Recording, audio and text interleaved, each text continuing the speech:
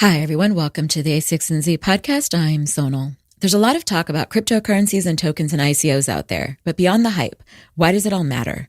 It turns out the internet, believe it or not, given all the things that are already built on top of it, is just the beginning. And as we enter a new phase of blockchain-enabled innovation, there's a lot more to come. So in this hallway style conversation, we break down the fundamentals you need to know on the topic, from incentives, networks, developer communities, and new models of governance, to the trade-offs between centralized and decentralized systems. And then we briefly touch on how to tell the difference between what's promising and legitimate versus a red flag when it comes to ICOs, as well as valuing tokens. The two guests on this episode covering all of this are general partner Chris Dixon, who shared his thoughts about the topic on Medium, as well as on our podcast before. You can check out those episodes. And Fred Ersum, who did computer science at Duke in undergrad, was a foreign exchange trader at Goldman Sachs in New York, and is a co-founder of Coinbase, which has now become the largest cryptocurrency company in the world. And he's on his own now, and you can check out his posts going deep on the topic on Medium as well. So let's go right into our favorite topic, which is what we talk about all the time, which is the cool stuff happening in cryptocurrencies. So for people that are listening and they've heard about Bitcoin and Ethereum and a few other things, why is this not just some crazy internet speculative thing? Like, why does this matter? It matters because I think for the first time we're embedding economics into the internet. Didn't we have credit card forms and what do you mean we had economics? We have Amazon, we have et cetera. Like, what does that mean? We didn't. We had what I would think about as indirect economics in the sense that you could pay for literal goods and services on the internet, but the building blocks of the internet themselves were not precisely programmed and parceled out into little units that you could pay for directly through the protocol. And that's sort of what we're seeing with the dawn of Ethereum as a computational resource or Filecoin as sort of a global database resource.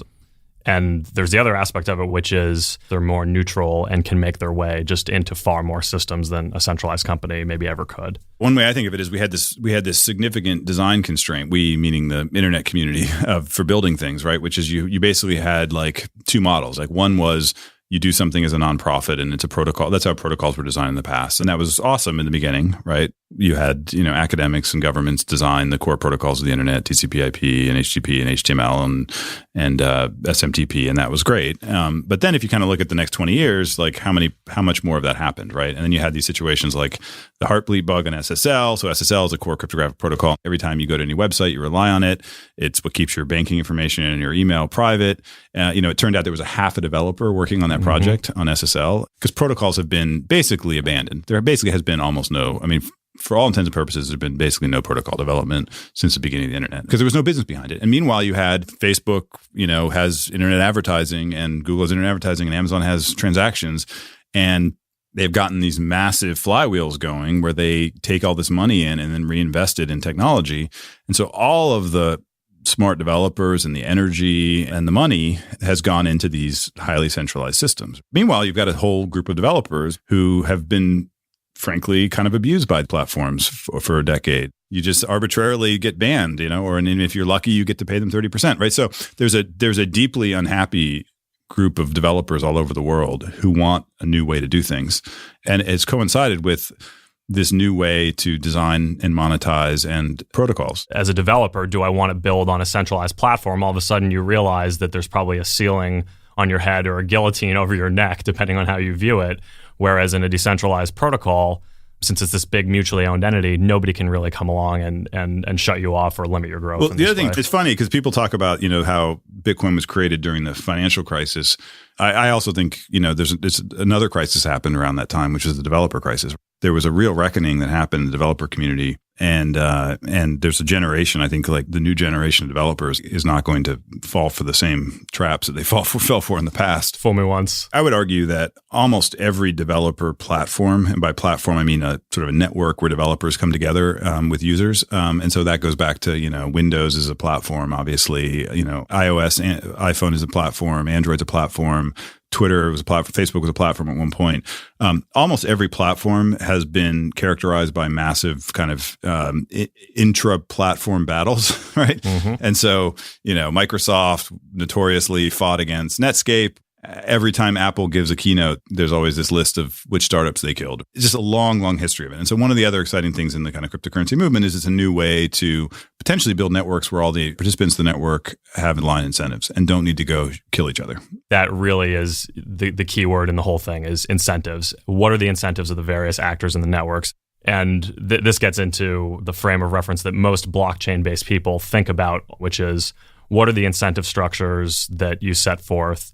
And what is the likely emergent behavior that will result from that? The primary example being Satoshi comes along in 2009, drops a 9-page white paper, which is effectively an incentive structure, into the world.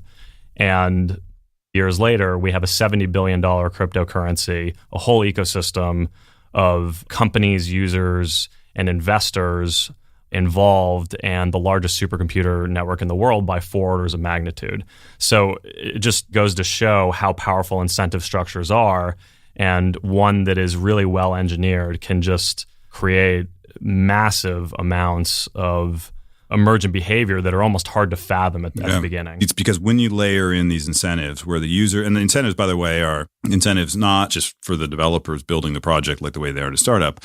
One of the brilliant things here is there's a whole new set of incentives that are given to so-called miners, who are the early kind of service providers in the network, and then also users of the network, right? But yeah, these set of incentives, it appears so far, can make these new networks grow at a rate that we haven't seen before. I think how quickly Ethereum grew is another example of that.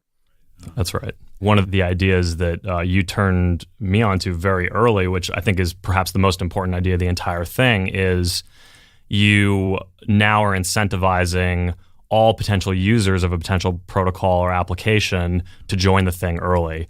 If you look at all the value that's really accrued over the last 15 years, the vast majority of it has come from companies who have effectively built proprietary databases with strong network effects around them.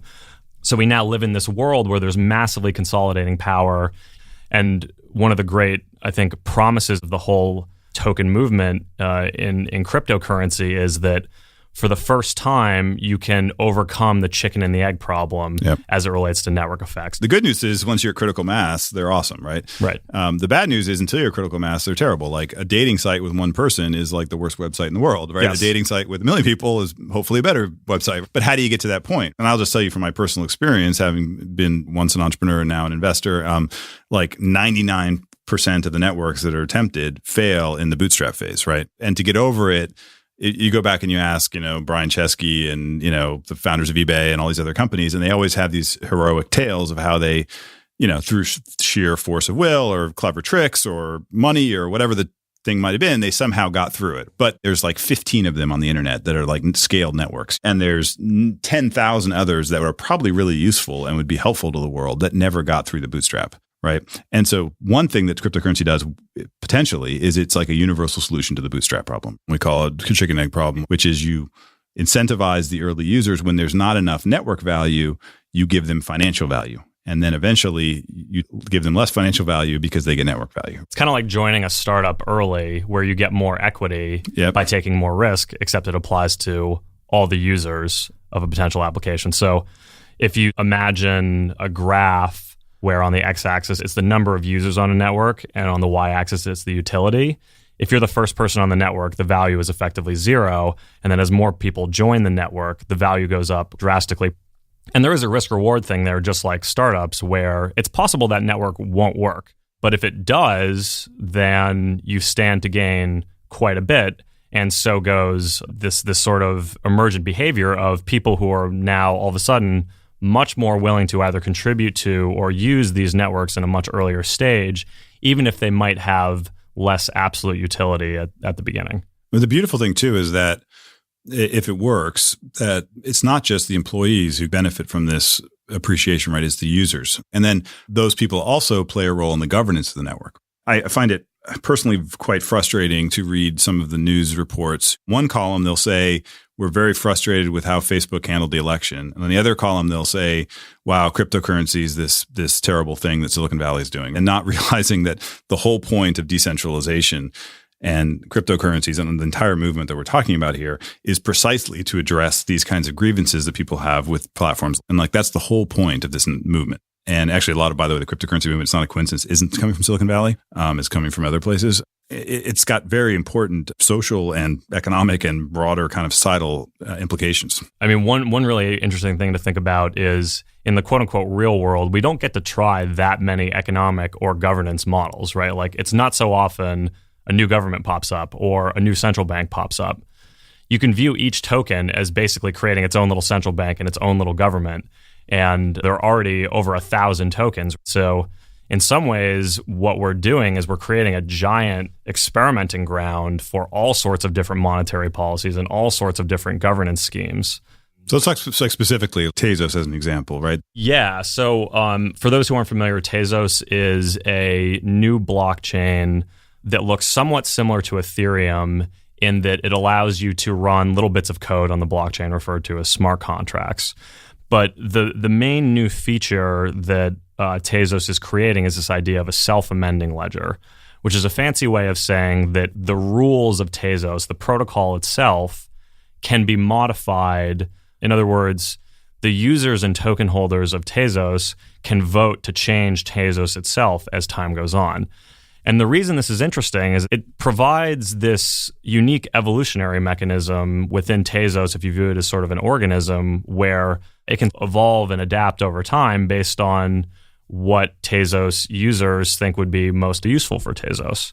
Through this mechanism, you can imagine developers being able to contribute improvements to the Tezos protocol and getting paid quite substantially for it. Well, it's a shame because, like, if you look at the specific challenges that Ethereum has, around scaling and sharding and other things, there's plenty of people. Like, I was just talking to some people at Stanford, and they're all like experts on this, and like they have no financial, like they weren't early holders of Ethereum, and yeah, sure they could pay them or something else, but these are people that are in high demand and can work on a lot of different projects. So if you take Ethereum as an example, it's roughly a $25 billion cryptocurrency. If you're to come out and submit an improvement like sharding, for example, a working implementation, it could easily raise the value of the network 10 or 20%, which we're talking $2.5 to $5 billion.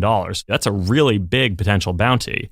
So then the question becomes, well, how do you match that potential value creation with the incentives to actually go and do the thing? And that's where I think more innovation needs to happen.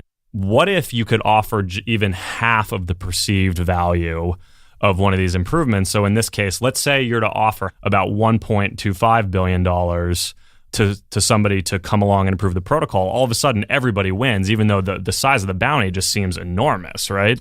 The interesting thing about Tezos is the way they propose doing this is through token inflation. You submit a pull request to the Tezos code base with a bill attached to it. And the way you get paid is some new tokens are created and they're sent to you. It's kind of like a new employee joining a company where everybody's stock gets diluted a little bit, but it improves the overall value for everyone. Yep. Let's talk a little bit about staking. I've heard this concept of staking coming up a lot more. The most obvious place it shows up is Ethereum's moved from proof of work to proof of stake. It seems to unlock greater areas of the design space. There's some new things that can be designed. You can add negative incentives in a way that you couldn't before, as an example. Right. So it's generally a mechanism to punish bad behavior that is seen as out of consensus or untruthful with the rest of the network. And that's obviously really important because you need to punish malicious behavior. Email is a great example where you don't have negative incentives. And so therefore you have this deteriorating spiral of just it costs $0 to send an email. You just go out and send 1 billion of them. Luckily spam filters have gotten a little bit better, but still it's a problem. If every time you opened an email account, you had to stake something, and whenever you sent a spam email, you lost something, that would dramatically change the spam emails killed overnight, probably. Yeah, probably overnight. Yeah. Okay, so let's talk about centralized versus decentralized. Let's talk about pros and cons. Sure. So pros to centralization are you can potentially have more control over a process. Thus, if you're developing a single product or in a single line, that development probably happens more effectively. Also, from a computation or efficiency standpoint side, you can always do things more efficiently centralized. If the performance is always better. The performance is better. Yeah. The downsides are in a centralized process, you only really get to try one path. For example, there's only one Facebook. In other words, there's one big proprietary database, and they are taking that thing as a company, generally speaking, in one direction, absent some A/B testing here or there, perhaps. You can't try 5 versions of Facebook at the same time. which could yield very interesting results. And as we've seen in a capitalist society like the United States, it turns out that when you try a bunch of different experiments, you get a bunch of really valuable things that happen that you might not have expected originally. You're making the analogy to a centrally planned government economy versus a decentralized capitalist market economy versus a sort of a centralized economy. Exactly. The second part, going back to what we talked about earlier, is a lot more people are more likely to be willing to use a decentralized protocol or system. So in the same way that PayPal could never really become the money of the internet, but cryptocurrencies theoretically could, or in the same way that developers are now quite scared of building on the Twitter or the Facebook API, but everyone uses SMTP or HTTP or TCP/IP as these common protocols, then if everybody's using the same standard, there's a strong network effect in that it enables much more powerful communication, much broader communication. One criticism you hear of decentralized systems is less performant, the user interfaces aren't as good, et cetera. I would personally argue the performance and the usability critiques of decentralized systems is a red herring. Because you need to look at these things as dynamic systems that evolve over time. Yes, the decentralized systems will start off on day one having clunkier interfaces and slower performance, but they have the benefit of having all the developers on top of them. The same thing happened, by the way, with the internet versus AOL. AOL had a much slicker interface and more performant in the beginning. The internet was clunky and weird and slower and all these other things, but you had all the developers building stuff on top of it. I think the big advantage if you look at the SMT is you can build a business on email. You can build. In fact, there have been thousands of startups that have been successful that have built businesses on top of email compliance and anti-spam and email inboxes, and Microsoft has a huge email server business, and there's a lot of interesting businesses built on email. You could argue Gmail's gotten so powerful, so big at this point that maybe they've actually re-centralized SMTP to some extent, so that maybe that's a counter argument. But generally, the difference with SMTP is you can exit. As a developer, you can exit. As a user, you can exit, and that keeps the platform in check, right? It doesn't matter if you can export your data from Facebook. All your friends are on Facebook. It's a network effect. That game is over. There will be new games. If you had to make a bet, would you bet that a centralized kind of Web 2.0 company doing a particular thing, like creating a social network, we take Facebook as an example, would win or lose in a race versus a decentralized set of protocols that was trying to accomplish the same thing? If they were both starting from scratch, because today, obviously, these centralized platforms have a ton of money and resources and other things. Okay, well, let's even assume the current head start that Web 2.0 companies I think it's a very interesting question. It's a very asymmetric race. On the one hand, you have money and people focused on a team sitting in the same office, with aligned mission and everything else. On the other side, you have the power of nights and weekends versus 9 to 5. People going to work, showing up at their office. You get an organized army that marches together, that is told what to do, that has funding and resources. They have better monitors and better computers and better servers and all these other kinds of things, right? And then you have this kind of ragtag weekend militia, and there's a lot more of them, by the way. The militia is much, much bigger. The nights and weekends programmers, the people that built Linux, the people that built a lot of the internet, the people that built Wikipedia, all these people, the people that built all the open source projects, there's probably 10 million really, really smart developers, right? And so to me, it's kind of a question of, do you want to bet on kind of the British marching straight along or the ragtag militia fighting against them? The history of this is very clear, and that the side of the nights and weekends for the last 30 years, that's been the best predictor of the future. That's where I bet. That's how I make my investments. That's where I spend my time. I have this blog post, what the smartest people do on the weekend is everyone else will do at work in 10 years. And I think it's been one of the most predictive heuristics in technology. Yeah, you can almost view it, and you could probably guess as to where the higher intrinsic motivation levels are. It's motivations. It's also time horizon, right? It's when you're a company, no matter how visionary you are. I mean, I think Zuckerberg and Larry Page, they're extremely visionary and they're extremely long-term thinking, but ultimately they do try to manage probably to a 2 to 5 year horizon or something, right? Whereas people on the weekends and nights and research labs, they think of about 10 years longer. And this is where some of the innovator's dilemma stems from, where if something is crazy enough, it's too much of a risk, it's too big of a brand risk, it might not produce revenue in the short term, whatever it might be, it's less and less and less likely to be tried. So as a result, you try less things.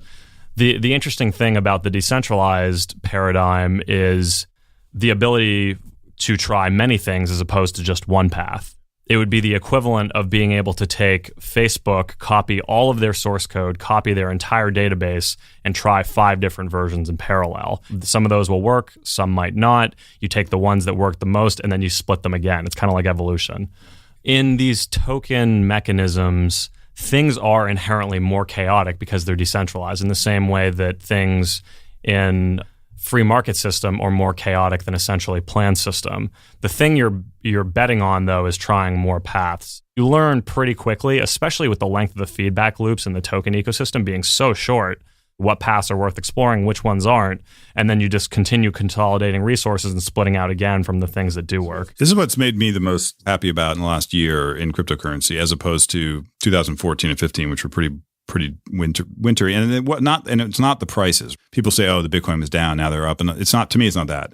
It's exactly what you're describing. It's the rate at which there's experiments getting run. I'm assuming that we'll develop better and better ways over time to both fund decentralized innovation and to foster it in a less chaotic way. Namely, we'll go from assembling on bitcointalk.org and r/Ethereum to better threaded GitHub repos, or who knows what the next advancement will be. You're spot on that perhaps the leading indicator of the whole industry is developer activity and experimentation. Back in 2014, one of the main graphs we would look at Coinbase is GitHub repos that are referencing Bitcoin. And one of the really interesting things now is to look at the rate of repos that reference Ethereum. Amazing experimentation was happening again. All of a sudden, just the space of possibilities and the excitement and, to use some of your phrasing, the toying around just increased drastically. Well, Ethereum did so many different things. Like, one, it showed that you could just simply have another scaled network, right? I think a lot of people just assumed it was going to be one network to rule them all, network effects, et cetera, et cetera. So it showed just like an existence proof that you could do another network.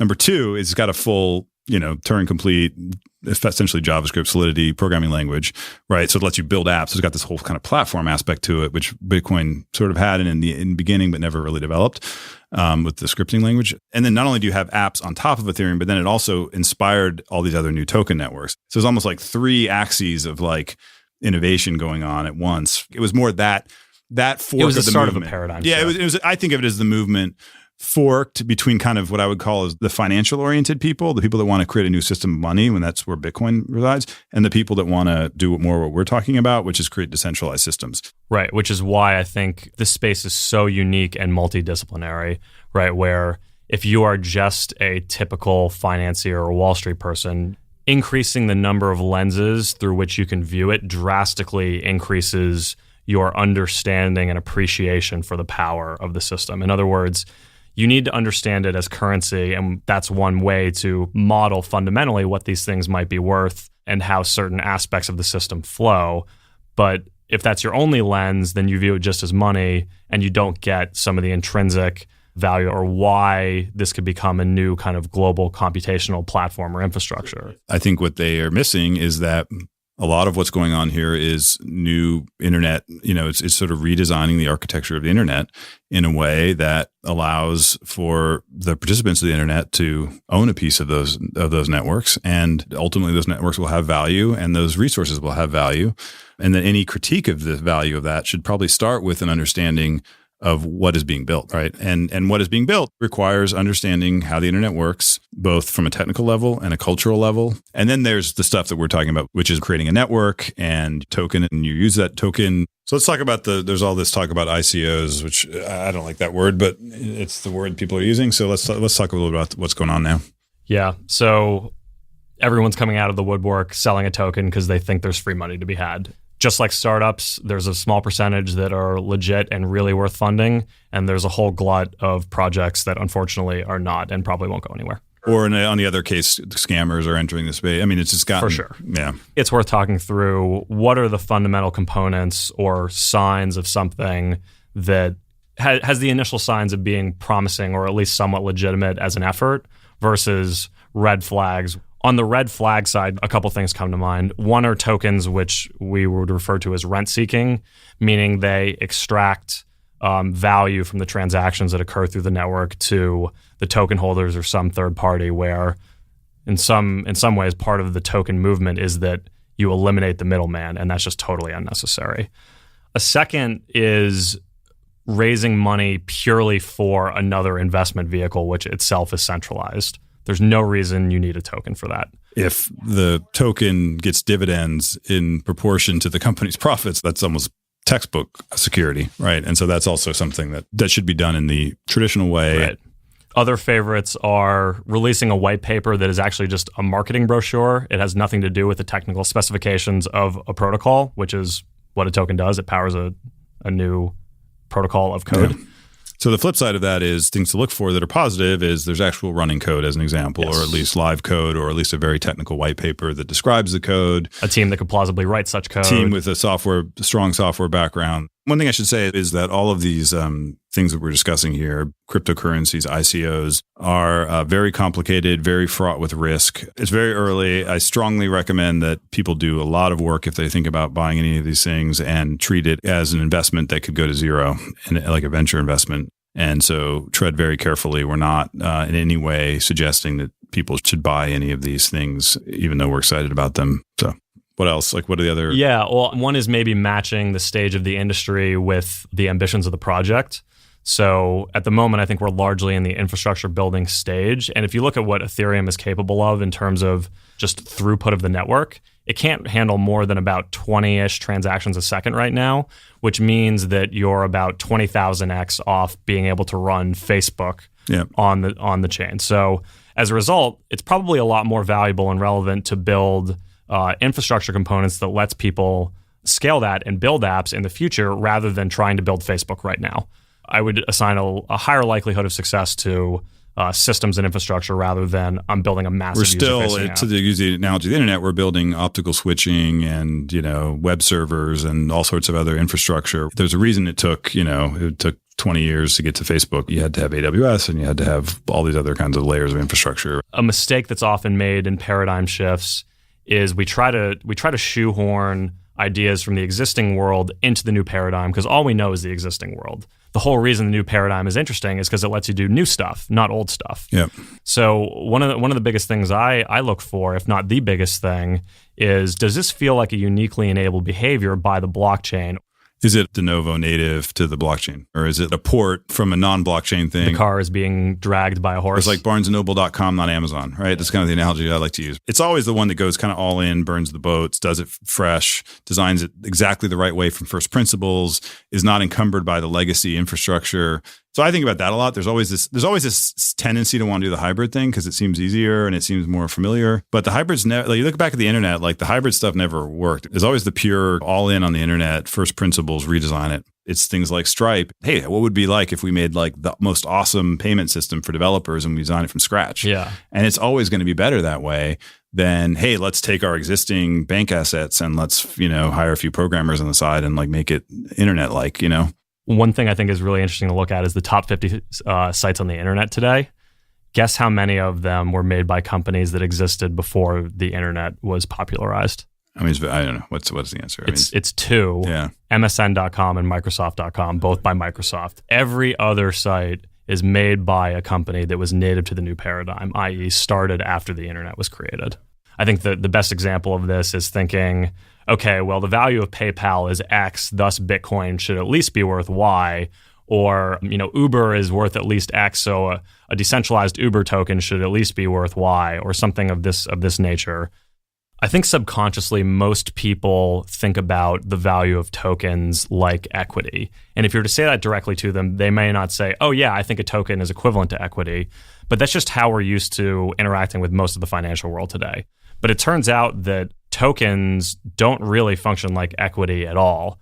The key difference is that equity represents rights to a future cash flow in a company, namely a company where you sell some products, you sell them for more than it costs you to produce them, you get a profit out the other side, and that gets distributed to shareholders. Yeah, so when I think about the future value, I mean, right now I think there's probably like the prices are very speculative. Let's put it that way. Like the prices of cryptocurrencies. Sure, just like anything. Yeah, and I don't know and they may be too high. A lot of it's speculation, right? Like how do you think about the kind of long-term value? A lot of my thinking has been influenced by a guy named Chris Bernisky, who used to work at ARK Invest, which is a Wall Street firm, and has been doing a lot of work putting together more rigorous financial models for cryptocurrencies. You go through and you really kind of model out in detail if Filecoin got to scale and you were using Filecoins to transact and the storage market were this big and people were willing to pay this much in fiat, and like how would that, translate into the value of the token? So he's done some great work on that. This is where tokens are fundamentally different, where,